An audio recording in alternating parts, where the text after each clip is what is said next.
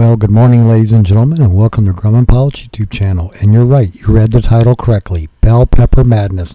We're going to talk about the bell peppers that we grew last year and a little bit of the fun we had with the cats on the plants, so stay tuned. We would like to ask you please subscribe, hit the like button, and hit the notify to stay current with our content.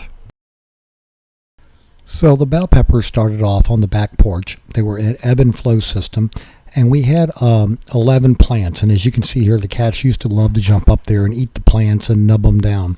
We eventually, after the frost started to come in, we had to move the ebb and flow into the garage, and here it is in the garage for the winter with 24 hours of light.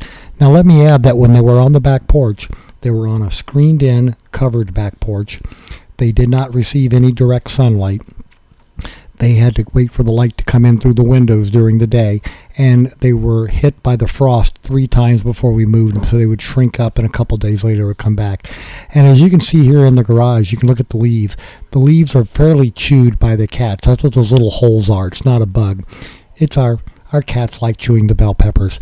So they lived on the back porch and they got nubbed down, and here's the last one, and it's finally producing peppers, and we're going to harvest them and eat them, but we're in the process also of starting up another batch of bell peppers to go into the ebb and flow.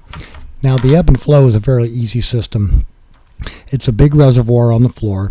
It has a pump, and every hour it comes on, and for 4 minutes it fills the reservoir, and you can see the water registration marks on the side of the tank there as it's filling. But every hour it comes on and it floods the tank for 4 minutes. It takes 4 minutes to drain. The clay pellets and the lava rock and the bags all retain moisture in between the cycles, so the plants stay nice and moist during the day. So it's not a bad system. It's fairly easy maintenance. We set the nutrients in the water on day 1. A year later, we changed out the water, checked them again, and it's still running. We're going to hit the overflow. So it's not a bad system if you've got a garage and you want noise. to grow things in. Now, here's the overflow that we just saw, and as the water level comes up, we'll come back to the overflow to hear the water Say hello, draining hopscotch. out. But again, cats like bothering the bell pepper plants, so it's a good place to keep everything nice and safe. And then when it hits the overflow line there, it overflows back into the reservoir for about 15 seconds, then the pump shuts off and everything drains down into that reservoir.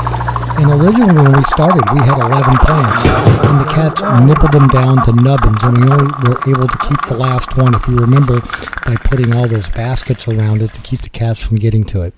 And then here are the harvested bell peppers. My hand for reference. They're not all that big, but they were the red sweet variety, and again, it took almost a year to grow these with the cats and everything, but nice to have them. We've got a few more coming off. And as I said, we're starting off with a new batch. Here we are sprouting the new seeds.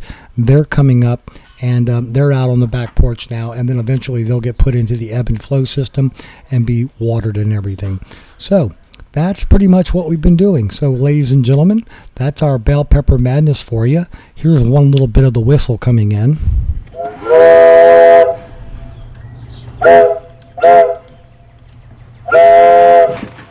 Well, that was the train whistle on the back porch for you. So we hope you found all this useful and informative. Thanks so much for watching, and have fun flying your grumman or growing bell peppers. Your call. Have fun.